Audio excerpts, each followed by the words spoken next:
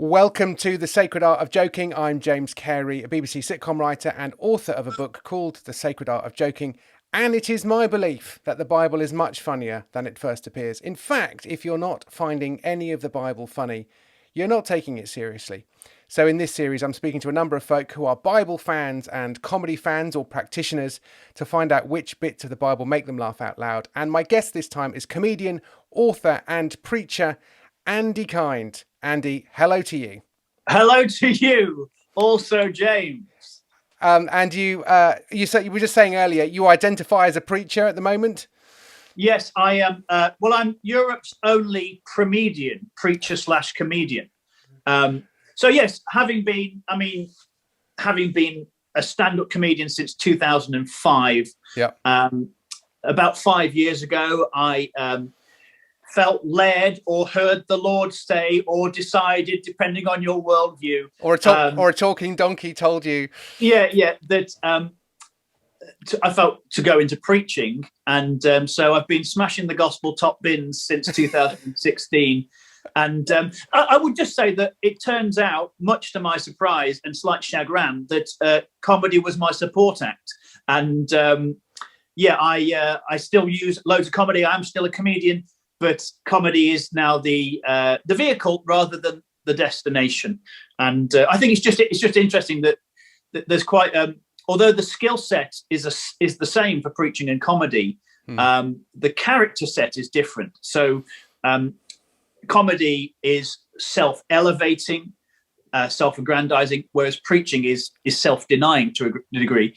You know, when I'm doing comedy, I've got to own that stage. I am alpha. I've got to be alpha. Look at me. Yeah. Whereas preaching is, you've got to get out the way. Look at him, but it's not about me. Yeah. So when I first started preaching, and I was finding that transition, that weird middle ground, it was weird to see. It was a bit like the transition from David Banner to the Hulk, because from time to time you just see this really crass alpha male coming out. Okay. But that's been quite an interesting journey. I thank you for the first Hulk reference of the series. I'm indebted to you for that. Let's talk about the Bible. And I always ask my guests, which part of the Bible makes you laugh? Why don't you tell us what you've chosen? And this is like Desert Island Comedy Bible. Why don't you tell us about what you have chosen and why? Yeah, well, I love the Bible, and I'm Protestant, so I'm not so much interested in the expanded universe and spin-offs. I call them previously deleted scenes as well. I think it's another way. They're great bloopers. I've chosen 1 Kings 18, which is Elijah versus the Prophets of Baal, which is has several moments in it which would quite easily transfer to sitcom or a comedy film. Yeah, and so I've chosen that. Yeah, the way I often describe it, quite a lot of Bible scenes, I say, if you filmed this, it would be very hard to make it not a comedy. Especially, we'll maybe come on to a bit later, the miracles of Jesus is, you can imagine, I mean, a standard movie trope, especially in those superhero movies, which people seem to like. I'm afraid I don't really watch any of them. But there's always a bit where a weird thing happens and the security guard at night, he's got his cup of something, and then he kind of looks in the glass of like, am I drunk? You know, kind of look. And there's an awful lot of Bible where it's just like, did that just happen? You know, I've really got to quit drinking kind of stuff. Yeah. But 1 Kings 18 is what I often describe as a rap battle of some sort. Just tell us what is actually happening in 1 Kings 18. Yeah, so you've got Elijah, who is the only existing prophet of the Lord at that time, and the prophets of Baal. Baal was a Canaanite god, the most popular of the Canaanite gods, had his own show and everything. So Elijah basically gets fed up of all this false god nonsense. And so he says to Ahab, who's the king, says, right, basically bring all your top boys. So it's a sort of comedy hooligan film. It's like, bring your firm, all your top boys. We'll meet you under the aqueduct. And it's just me. I'm just coming on my own. but I won't need anybody else. And it's amazing. And so they turn up on Mount Caramel, or Mount Carmel, as it is in the Bible, but we're English, so it's on the most delicious hill. I'm now just picturing mountains of caramel, and I'm now miles away. But thanks for that. It's also a great worth saying. So at the moment in my head, the 8 Mile music is playing. Yeah. But also there's a drought going on as well in the land, isn't there? Something like that. Look, well, hang on. You've just reached for the big guns there and pulled out an almighty Bible. This is Whoa! This is my NIV, NIV Life Application Study Bible. Wow. Okay, and that's not even big print as well. I mean, that's some serious Bible you're packing. No, there. this is the full box set in here. Extended. And if the 21-year-old pre-Christian Andy Kind knew that the 40-year-old Andy Kind was doing this, he would be so embarrassed. Yes, yeah, and here we are on YouTube for all the world to see, or at least dozens of the world to see. So 1 Kings 18, Elijah said to Ahab, "You and your mates under the tree, let's do this." Yeah. Well, before that though, there's a lovely sort of buddy comedy moment, a sort of Blackadder and Baldric moment type of thing, where he says to Obadiah. Because Ahab has basically been searching everywhere for Elijah, because he's the only one left. It's a bit like Highlander. There's one left. We've got to get rid of him. Yeah. And Obadiah, Elijah says to Obadiah, "Go and tell Ahab that I'm here. Go and tell him that I'm here." And Obadiah says, basically, hang on a minute. So everywhere that anyone goes, everywhere that Ahab goes, he says, "Is Elijah here?"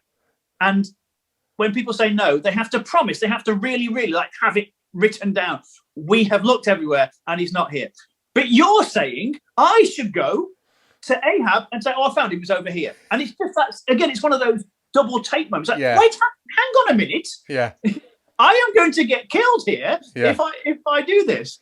Yeah. So he literally says, "He will kill me," and you can imagine Seth Rogen saying that, but he's going to kill me. Yeah. So that moment in Evan Almighty, where he says about shaving, and I shave it off. Yes, and then you shave again. That kind of tone is, he's going to kill me. Yeah, exactly. Yeah, it's that.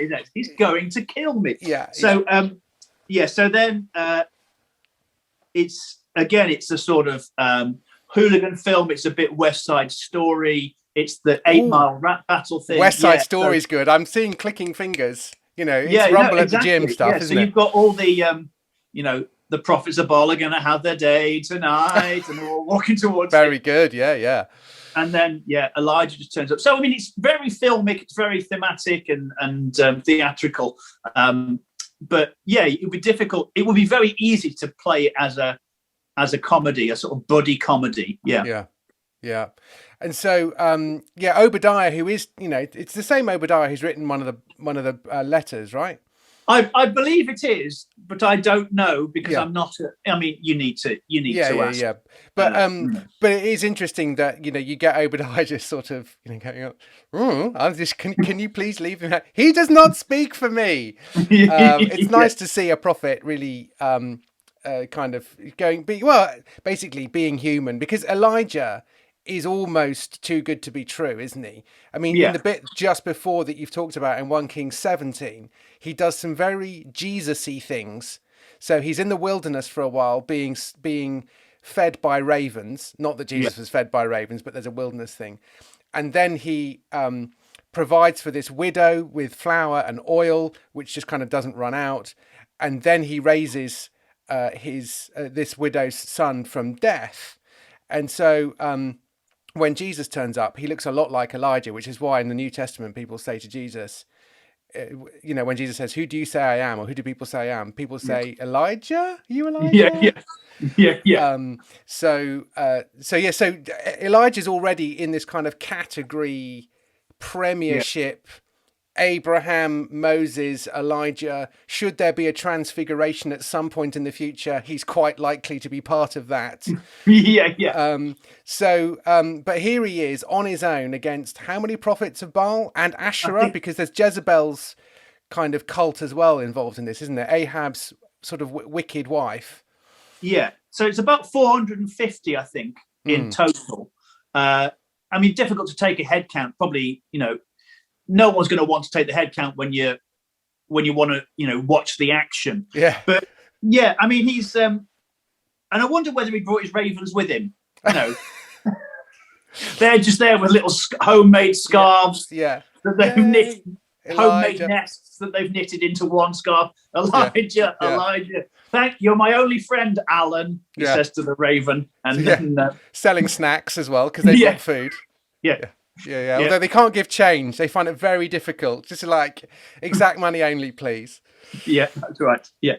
So, so then it basically it kicks off. So the symbol for Baal was the bull. So Elijah says, "Well, get 2 bulls and 2 altars. Don't light the altars. Don't light them because that's the trick. That's the magic trick, if you like. That's the end game. It's Chekhov's gun, isn't it? Really, you have if you're going to have 2 unlighted campfires in Act 1, they've got to go off in Act 3. You would hope so.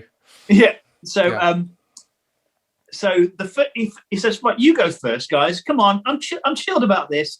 I've had some lovely olive oil from that widow, and bit of focaccia. I'm feeling good. I'm oiled out. Yeah, go for your life. You guys, call down. Speak to Baal. Call down fire. Come on." Because he says, and this is a brilliant message, just generally. Yeah. If God is God, follow him. If the Lord is God, as in the God of Israel, if the Lord is God, follow him. If Baal is God, follow him. I mean, it's come, let us reason together. The Socratic oath, follow the truth where it leads. So, he's not being just unnecessarily tribalistic about this. It's like, well, come on, let's find out what's true here, which again is brilliant for, debate and discussion. So these guys, they really go at it. They're calling on the name of Baal, and from morning till noon. So they've got the morning session. They started off with coffee, presumably. Then they've got the morning session. They break for lunch. Baal answer us, but there was no response. No one answered. And then it says, and they danced around the altar they had made. As though one of them was like, hang on, we must be missing something here. We've called his... Have we tried dancing yet? Has anyone... Have you guys... Do that dancing thing, because in the past that's worked. So just do some dancing. What a ridiculous thing. You're trying to call on God. And like the fact that you haven't danced might be the thing you've missed out. I love the idea that one of the prophets is just like, they say, okay, we're going to dance. And he's just like, thank you. I've been saying this all morning, and he's there with the bells and the, and the things that go clink. Yeah. And so they dance around. There's the one guy who doesn't know the moves. Like everyone else knows the Macarena, but he's the one who doesn't know. How does it go? He just goes into the robot. Yes, that's right. Yes, that's right. The Old Testament robot. I don't know what the equivalent would be. So they try dancing, and then it gets pretty grisly, doesn't it? So then they think, okay, well, the only other thing we can think of that we haven't done is slash our wrists, basically, and start cutting ourselves, because that's what Baal likes. So they start doing that, self-harming, and again, nothing happens. So then Elijah steps forward and basically says, right, God, here we go then. Oh, you've missed out the other funny bit, the taunting. Oh yes, of course. Sorry, that's the most important part. Well, it's certainly funny. I think the resolution is, to me, the funniest part. It's almost like the punchline, but the taunting is classic, isn't it? Yeah. It's just saying, where is he then? Maybe he's deep in thought, or busy. I love the idea that just God is busy. Or maybe he's traveling. Perhaps he's sleeping and you need to go and wake him up. I mean, this is proper taunting. This is proper satire and sardonic mockery on behalf of Elijah. It's amazing. Yeah, I mean, there's one translation of it suggests that maybe he's saying maybe he's gone to the toilet. He's relieving himself. I mean, that's really like, he's really just nipped out for a slash. It's just like... So I think as Christians, we look at this and we just think, oh, can you say that? And you just think, well, Elijah did, and he's enjoying it. Yeah. He is making a spectacle of this. And I think Yeah. it's exciting and it's empowering, and it's proper funny, isn't it? It's really good. It's basically, again, you can just imagine Rowan Atkinson playing this. It's like, sorry, what's the hold up? Like, any reason why this hasn't happened yet? Yeah, just let me know. Yeah. I'm here. You just get on with it. Just let me know. Let me know when it happens. Yeah. So it doesn't happen. And he taunts them, and then he turns up and he calls on the name of the Lord, and fireworks, almost literally. Yeah. Well, there's also this kind of comic preparation for it, where he just says, okay, so my wood that's there to set fire to the bull, pour water on it, 4 jars of water, pour it on, do it a second time, do it a third time. So there's this sort of comically sopping wet. Because there's one thing that wood doesn't like when it's trying to be set alight. It's loads and loads of water. Yes, that's right. And also, there's kind of a drought going on as well. So this might be the only water they've got left. I don't know whether that's just sort of occurred to me. Yeah. And then, little more. And then verse 38. Well, he cries out to God. Verse 36. O Lord, God of Abraham, let it be known this day that I'm your servant. Answer me, O Lord. These people may know you. O Lord, you have turned their hearts back. Then the fire of the Lord fell and consumed the burnt offering and the wood and the stones, the 12 stones that he put round to represent the angel, and the dust, and licked up the water. Yeah. I mean, this is like, it's like a fireball has come from heaven and just vaporized everything. Yeah, and you can imagine some of the prophets of Baal going, "Oh boy." Yeah. And one of them just going, does that mean we lose? Yes, Jeff, it means we lose. Are we the bad guys? Yes, we're the bad guys. Yeah. Yeah, and boy, are they about to discover that, because then there's the, last sentence of that section there in verse 40. Elijah brought them to the brook and slaughtered them there. I mean, I think there's the implication there was a crowd there when all the people saw it. So there was almost like there was an audience for this. And I think they possibly realized that the reason that this drought was so severe and everything was going wrong was these guys had led them astray. Yeah. Obviously, Jezebel does not take this lying down, and so there's there's more to come. There, but it's an amazing story, isn't it? I mean, have you tried this out? Have you tried this material out in front of congregations, audiences? No, I haven't. But because when I'm doing comedy, I'm always thinking about the people who are not Christians in the room. So even though most people in my gigs would be Christians, I'm not really there for them. I'm there for the people who are not. So, which is why I've never really done Christian comedy. I've always just tried to do comedy. But when I'm preaching, I mean, I just tend not to preach on the Old Testament if I can avoid it. I love to get into Paul's letters and stuff like that. But it's worth doing. Yeah. But and when you're preaching, especially in the New Testament, are you sort of having to slightly avoid being funny? Because if it sort of comes naturally to you, it can kind of get in the way if you're not careful. How do you manage that? Well, I think one of the things I've realized is that it's still me who's being called to preach.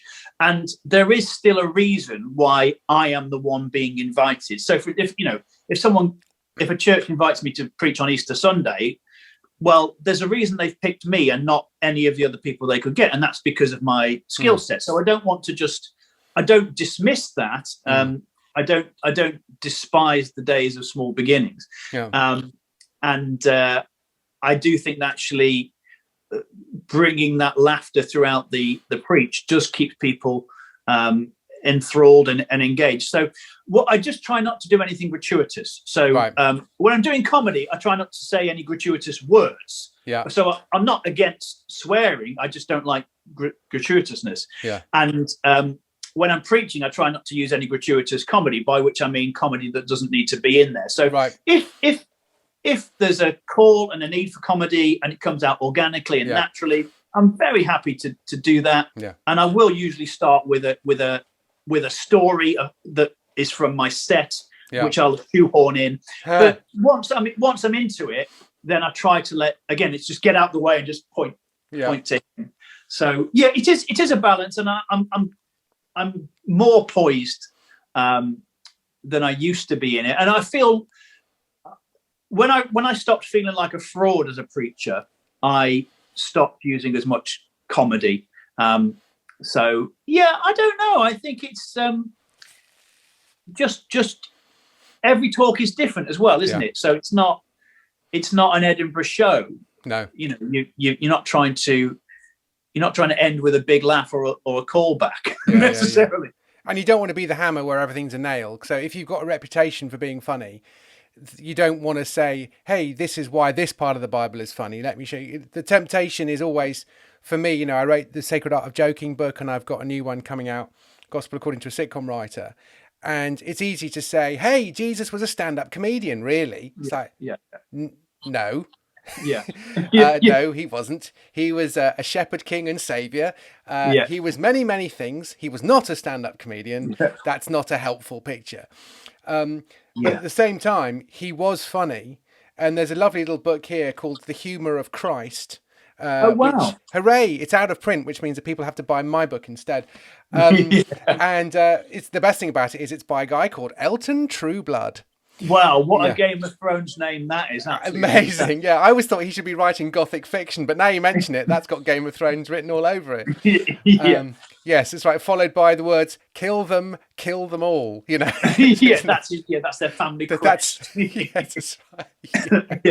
Yes, that's right. But I think certainly that a lot of people say to me, so do you think God has a sense of humour? And I've been asked it so many times over the years, I'm probably a bit bored of answering it, but yes, God is the source of all good things. And, if we think about what laughter does, releases endorphins, makes you feel physically better. It's psychologically impossible to hate somebody that you've laughed with.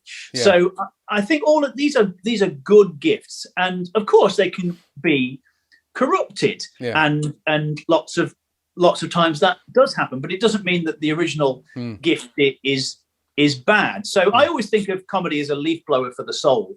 And when the mouth is open for laughter, you can shove in some food for thought, can't you? So that's that's interesting, because that's I mentioned the humour of Christ also because he says partly goes back to my intro. If you assume that Jesus is never joking, there are certain things he says and does that literally aren't going to make any sense. So he does actually have kind of banter with people, not as in hey, top bants kind of stuff necessarily, although some of it is funny. But I think it's just seeing that there are, especially the incongruity. So the Bible has, and we're going back to about this miraculous thing. Miracles are incongruous. And so if Jesus is doing these amazing things, you're going to sort of think to yourself, is he walking on water? It really looks like he is. And people, that's the bit where you check the bottom of your cup and just go, am I dreaming? Am I drinking? And I think those are funny moments. And also, I hadn't thought about this, but it's something I love. At the end of the Gospel of John, the final chapter, he appears to his friends. He's on the beach, and they all say, "Oh, it's the Lord." This is post-resurrection, and they go and they have. Bear in mind, so two funny things. They've been trying to catch fish all night, and they haven't done it, and they're fishermen. And then the Lord just swans up and says, "Oh, come and have some breakfast," and he's already got the fish cooking. But then Then he says to Peter, Peter, do you love me? And Peter says, yeah, okay, well, feed my sheep. All right, Peter, do you love me? And Peter at that point, he's going to ask me 3 times, isn't he? He is, isn't he? 3 times for the 3 denials. Yeah. And like Pete, guess what? Guess what's coming? Yeah. And I love it. It's so redemptive. It's 3 affirmations to make up for the 3 condemnations. Beautiful, isn't it? Peter gave. It's absolutely beautiful. But you can imagine he's not sitting there passive aggressively. It's like, hey Pete, do you love me? Do you love me? me? Oh, he got him. He did it. He's absolutely burned you. Yes, Peter. That's right. After the second one, he's just like, I know what's coming next. And it is so beautiful as well, because Jesus never does. Jesus says really difficult things to people who hate him, but he's so kind to people like Peter who've done bad things and denied him. And he doesn't do the, well, look who's come crawling back. Which any normal person would have done.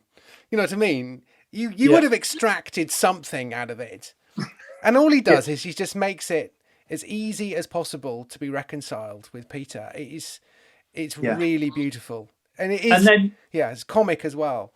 It's amazing. And then Colossians 2:15 says, having disarmed the powers and authorities, he made a public spectacle of them. It's like he just lured these powers and authorities, these dark powers, thought they'd won. They thought they trapped him, but he trapped them. He made a public spectacle of them. He beat them in the rap battle that they didn't expect that they had to have. Yeah. Just it's on the stage for everybody to see. It's just absolutely fantastic and dramatic and gripping and beautiful. And the problem, I think, for people like us is that, and lots of people in our society, is that we were raised, whether we were Christians or not, we were raised hearing the Bible read in that very stale, insipid, middle-class English voice. Yeah. But that's not how it was said or how it was written. And I think once you start to actually grapple with it properly, the texture is just incredible. I love it. It is amazing. And I think I today had a new insight. I'm just reading a new book about John's Gospel, which is a bit of an obsession for me at the moment, where he points out that you very rarely discover what anyone is actually thinking. And the reason that I find it engaging, and like my day job, as it were, of being a script writer, is because in a script, all you ever do is show what people are saying and what people are doing. You never see the internal monologue. And I tried writing a novel recently, and I found it really hard because I realized that I wasn't interested in the internal monologue. I only wanted to show stuff through, and so therefore a good book is where you are, or a good TV show, whatever, is you're trying to work out what the motivation is, and you're bringing something to it. And scripture is that script, A, that it was designed to be listened to, but B, that you're just thinking, what's going on here? And you're meant to lean in, rather than just being told exhaustively what everyone's thinking all the time. So it excites the imagination, and in that space you do get those moments of ambiguity and laughter and incongruity, but as you say, it's kind of all flattened out when it's read poorly in a church service. It just feels like, like you've just taken a whole load of ammunition and just put it in a box and hidden it in a big, and buried it. It's just like, you are not firing blanks when you're reading scripture. But somehow you've managed to find find the store of blanks and to fire them over everybody's heads.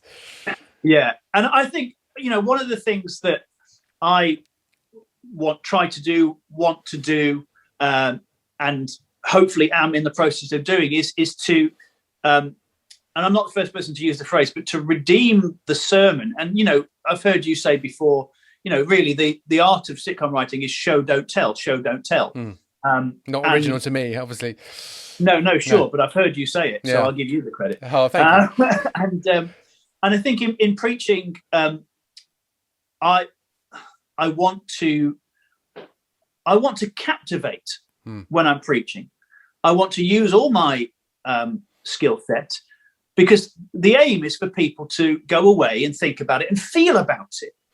And, you've got the different flavors of preaching Christianity. And some people are great at making people feel stuff. Some people are great at making people think stuff.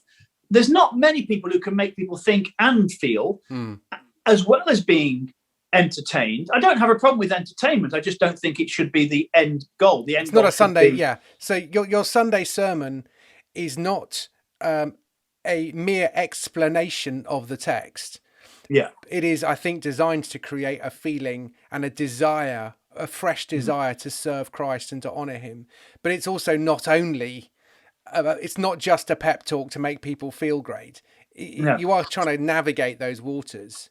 Yeah. And like Paul in Athens in Acts 17, he's doing so much is going on there. I mean, it's not particularly funny, but what he's doing by roping in the stuff that they already know, this is the height of, all philosophy today is still built on, that era. And Paul's speaking right in, again, a bit like Elijah. He's surrounded by all these philosophers, and he's saying, look, you say this is what this actually points to. This is what this actually looks like. So he's captivating. He's going after the heart and the mind. And so I was slightly off tangent. Not at all, no. And it just made me think for the first time that Acts 17 sermon, which is very, very precious to me, the way it crescendos too, but now he commands all people everywhere to repent, just kind of makes me tingle. But I think there is a joke. I don't think it's a joke that Paul intended, because he doesn't strike me as someone who was knowingly comic. But for variety, I think he was really earnest, and I think he was really difficult. And so I think he is a comic character in some senses. But but in that sermon, there's that great line where he talks about, I saw, you have many gods, and I saw a plaque to an unknown God. Yeah. And he basically says, should I tell you who he is? Yeah, exactly. It's a lovely little moment of just like, I can tell you his name, and you'll never guess. This is the one true God. But he's Dwight Schrute rather than Michael Scott, isn't he? He's the. I think that's probably fair, and I think we might have a bit of explaining to do when we meet him in glory. But we'll cross that bridge when we come to it, brother. How can people find out more about Andy Kind? Well, andykind.co.uk is my website. I'm on the social medias, YouTube and stuff at Andy Kind Comedy. And the big thing I'm doing this year, I'm writing my next book, which is called Pilgrim, which is a one-part Bill Bryson travel log and one part sort of, persuasive evangelism, if you like. So I'm walking the length of the Pennine Way next month, I'm going to write the journey of that, and also the emotional journey, and use it to jump off onto different tangents. So it's going to be called Pilgrim, and I'm very excited about it. Don't jump off the Pennines, whatever you do. But I can say that the first two, you've written a couple of books about being a stand-up comedian as well. There's Stand Up and Deliver, and there was the next one. Remind me what it was. The Gig Delusion. Yeah. The Gig Delusion. I have personally read both of those, and they are really funny, really enjoyable. So I've not actually seen you preach, but I have seen you write, and you're an excellent writer. So I heartily recommend those. And go to Andy's website. There'll be links and stuff in the notes below. Always leave the audience wanting more. I think they want a bit more, so we should get off the stage now. Andy Kind, thanks very much. Bless you, mate. Thank you. Hello, I'm James Cary. I'm the writer of The Sacred Art of Joking, which is about how jokes work and how they go wrong, especially in the realm of religion. I'm also a sitcom writer for the BBC, having written for the first two series of Miranda, as well as episodes of My Hero, My Family and Citizen Khan. Plus, I co-created Bluestone 4-2 for BBC 3, and I also created Think the Unthinkable and Hut 33 for Radio 4. So I'm a sitcom writer, and that's why I've written a new book called The Gospel According to a Sitcom Writer, because I love the Bible, I love reading the Bible, and I also like finding the jokes in the Bible. And then when I look at the Bible, I see how funny the Gospels actually are, and that life is quite comic if one of your friends can turn water into wine and can ascend into heaven. So in the book, I read between the lines of scripture and find lots of jokes. So come and have a look at that. That's out in June 2021 from SBCK. Get a signed copy from me personally if you're in the UK with the link below, or use the other usual places where you get books. So that's The Gospel According to a Sitcom Writer by me, James Cary, a BBC sitcom writer.